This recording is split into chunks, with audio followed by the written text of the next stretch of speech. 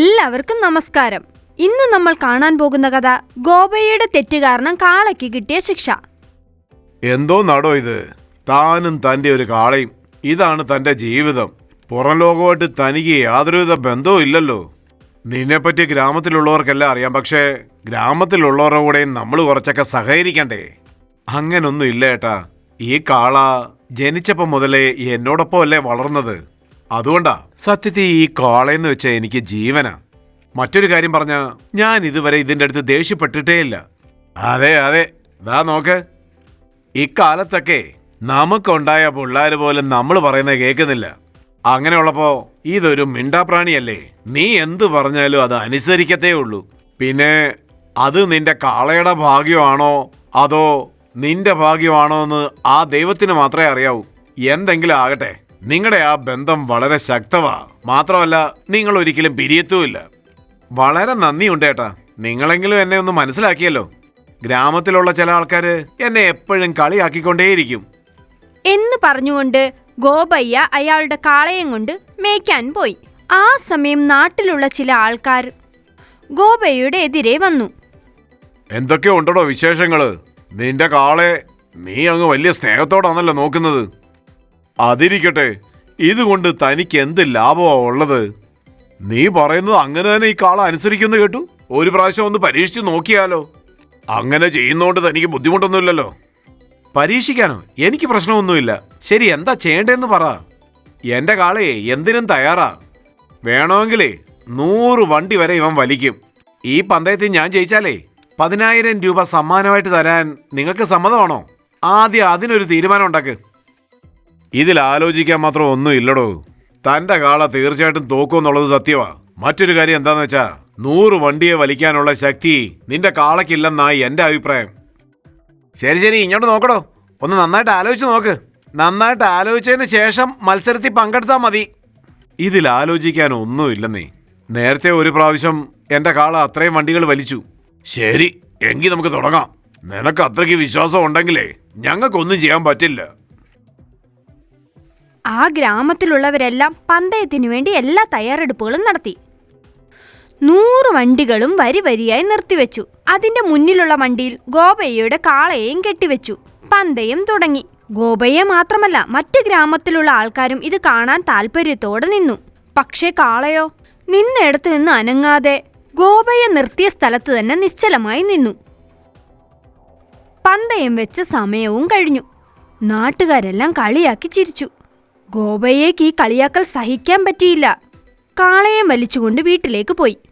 മത്സരത്തിൽ തോറ്റതിനും നാട്ടുകാരുടെ മുന്നിൽ അപമാനിതനായതിനും വളരെ ദേഷ്യത്തോടെ ആ കാളയെ പൊതിരെ തല്ലാൻ തുടങ്ങി. നിനക്ക് എന്താ പറ്റിയത്? 100 വണ്ടി വലിക്കുന്ന ശക്തി ഉണ്ടായിട്ടും എല്ലാവരുടെയും മുമ്പിൽ എന്നെ എന്തിനാ നാണം കെടുത്തിയത്? നിന്നെ നന്നായിട്ട് ശ്രദ്ധിച്ച് ഇങ്ങനെ സ്നേഹത്തോടെ വളർത്തിയത് ഇതിനായിരുന്നോ? അതുമാത്രമല്ല, 10,000 രൂപയുടെ മതിപ്പ് നിനക്കറിയാവോ? നീ എന്തെങ്കിലും അത്രയും കണ്ടിട്ടുണ്ടോ? പക്ഷേ എന്റെ ബുദ്ധിമുട്ട് നിനക്കെങ്ങനെ മനസ്സിലാവും? പക്ഷെ നീ ഇന്ന് എന്നെ എല്ലാവരുടെയും മുന്നിൽ നാണം കെടുത്തിയിരിക്കുക. ഇന്ന് നീ കാരണം എനിക്ക് തല കുനിയേണ്ടി വന്നു. എന്തോന്നാടോ ഈ കാണിക്കുന്നേ? ഇതിനെ അങ്ങനെ കഷ്ടപ്പെടുത്താൻ പാടില്ല. പാവം, അതൊരു മിണ്ടാപ്രാണിയല്ലേ. ഇത് കാരണം ഒരു ബുദ്ധിമുട്ടും ഉണ്ടായിട്ടില്ലെന്നല്ലേ നീ പറഞ്ഞേ?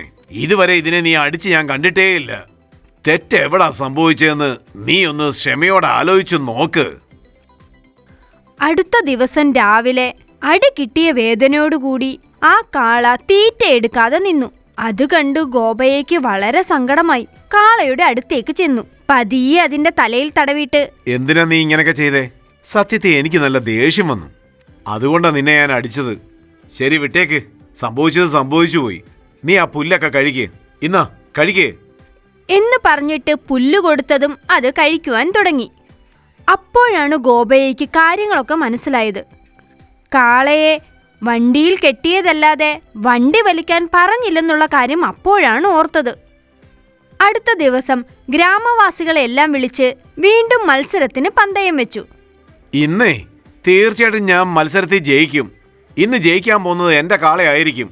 പക്ഷേ ഇന്നത്തെ പന്തയം എത്രയാണെന്ന് വെച്ചാൽ 20,000 രൂപ എന്നു പറഞ്ഞ് ഗ്രാമത്തിലുള്ളവരോട് പന്തയത്തിൽ പങ്കെടുക്കാൻ അഭ്യർത്ഥിച്ചു. ഇപ്പോൾ മുന്നിലുള്ള വണ്ടിയിൽ കാളയെ കെട്ടി വണ്ടി വലിച്ചുകൊണ്ടുപോകാൻ ഗോപയ്യ കാളയോട് പറഞ്ഞു.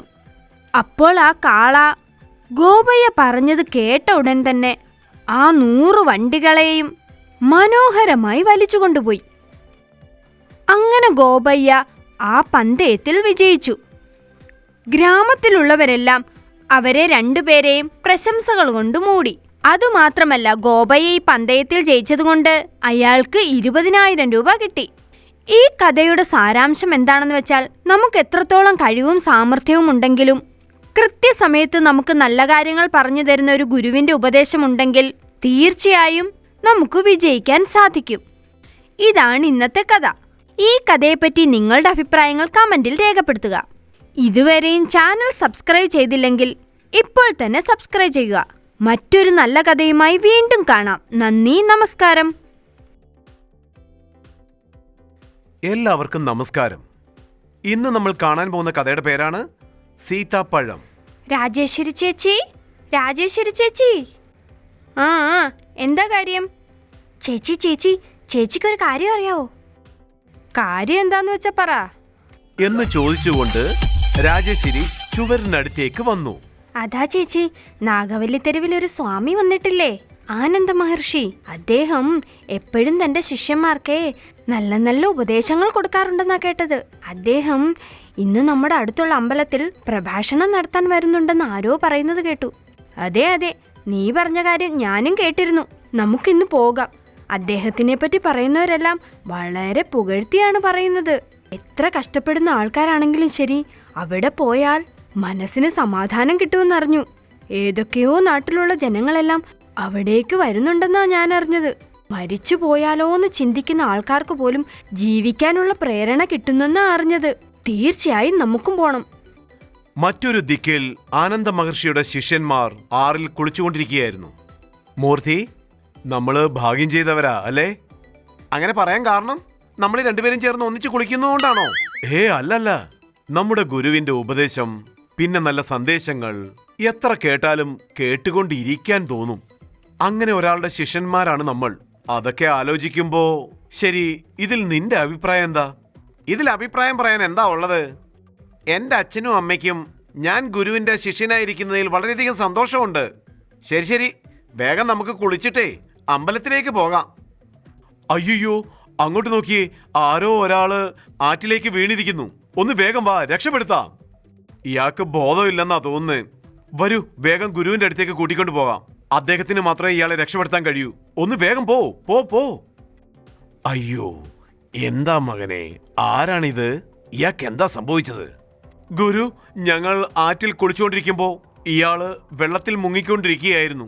ഞങ്ങൾ രക്ഷപ്പെടുത്തി ഇവിടെ കൂട്ടിക്കൊണ്ടു വന്നതാ. താങ്കൾ വേണം ഇയാളെ എങ്ങനെയെങ്കിലും രക്ഷപ്പെടുത്താൻ. ശങ്കർ, മൂർത്തി, നിങ്ങൾ ഇയാളുടെ ഉള്ളംകാലിലും ഉള്ളംകൈയിലും ചൂട് വരുന്നതുവരെ തേച്ചുകൊണ്ടേയിരിക്കുക. കുറച്ചു നേരം കഴിഞ്ഞ് ബോധം വന്ന അയാൾ മെല്ലെ എഴുന്നേറ്റ് നിന്നു. ശരി മകനെ, നിന്റെ പേരെന്താണ്? ആറ്റിലേക്ക് വീഴാൻ കാരണം എന്താണ്? ഗുരു നമസ്കാരം, എന്റെ പേര് സുബ്ബാറാവു എന്നാ. ഞാൻ ആറ്റിൽ കാല് തെറ്റി വീണതൊന്നുമല്ല. പിന്നെ എന്താണ് സംഭവിച്ചത്?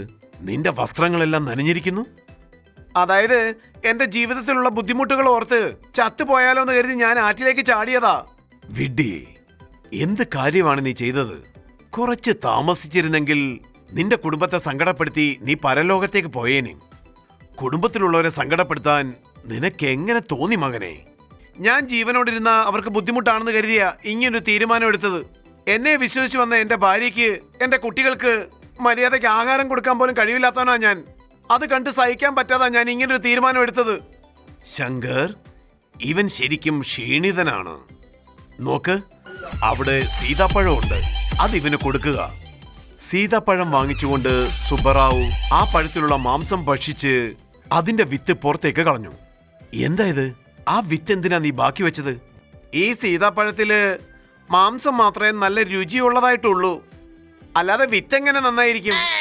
അങ്ങനെയാണെങ്കിൽ ഈ പഴത്തിൽ വിത്തുകളും ഉണ്ടെന്ന് മനസ്സിലാക്കിയ നീ ഇത്രയധികം കഷ്ടപ്പെട്ട് വിത്തുകൾ എടുത്ത് ആ പഴം കഴിക്കുന്നതിന് പകരം എടുത്ത് കളയാമായിരുന്നില്ലേ? ഇത്രയും രുചിയുള്ള പഴം വിത്തുകളെ കുറിച്ച് ഓർത്ത് എടുത്തു കളയാൻ പറ്റുമോ? അത് ശരിയാണ്, നീ പറഞ്ഞത് 100% സത്യമാണ്. എല്ലാവരും കേട്ടല്ലോ അല്ലേ? ഈ പഴവും നിങ്ങളുടെ ജീവിതവും തമ്മിൽ നല്ല ബന്ധമുണ്ട്. നിങ്ങൾക്കൊരു കാര്യം അറിയാമോ? എന്താ ഗുരു താങ്കൾ പറഞ്ഞു വരുന്നത്? എനിക്കൊന്നും മനസ്സിലാവുന്നില്ല. കുറച്ച് വ്യക്തമായിട്ട് പറയാൻ പറ്റുമോ? നീ കഴിച്ച ആ പഴം നിന്റെ ജീവിതമാണെന്ന് കരുതുക. അതിലുള്ള മാംസം നിന്റെ ജീവിതത്തിൽ നീ അനുഭവിക്കുന്ന സന്തോഷമാണ്. ഇതിന്റെ ഉള്ളിലുള്ള വിത്തുകൾ നീ നേരിടുന്ന കഷ്ടങ്ങളാണ്. അതായത് കഷ്ടങ്ങളും അനുഭവിച്ചുകൊണ്ട് ഒപ്പം സന്തോഷവും അനുഭവിക്കാതെ പഴം പോലെയുള്ള ഈ ജീവിതം എങ്ങനെ ഉപേക്ഷിക്കാൻ നീ തീരുമാനിച്ചു മകനെ? ഈ ലോകത്ത് പ്രകൃതി നമുക്ക് എന്തെല്ലാം നല്ല കാര്യങ്ങൾ ചെയ്യുന്നുണ്ടെന്ന് നിനക്കറിയാമോ? ഇപ്പോൾ പറയൂ, ഈ പഴത്തിനും നിന്റെ ജീവിതത്തിനും എന്തെങ്കിലും ബന്ധമുണ്ടോ ഇല്ലയോ? എന്നോട് ക്ഷമിക്കണം ഗുരു. നിങ്ങളുടെ വാക്കുകൾ കേട്ടതിന് ശേഷം ഈ ജീവന്റെ മൂല്യം എന്താണെന്ന് എനിക്ക് മനസ്സിലായി. ഇനി ഒരിക്കലും ഞാൻ ഇങ്ങനൊന്നും ചെയ്യില്ല. ഈ ഒരു പഴം വെച്ചുകൊണ്ട് ഇത്രയും വലിയ തത്വങ്ങൾ പറഞ്ഞ താങ്കളോട് ഞാൻ എപ്പോഴും നന്ദിയുള്ളവനായിരിക്കും. ആ സമയത്ത് അവിടെ അതെല്ലാം കേട്ടുകൊണ്ടിരുന്ന കലാവതിയും രാജേശ്വരിയും മാത്രമല്ല ആ ഗുരുവിന്റെ അനുഗ്രഹം വാങ്ങിക്കാൻ വന്ന എല്ലാവരും കൈയടിച്ച് ഗുരുവിന് നന്ദി പ്രകാശിപ്പിച്ചു.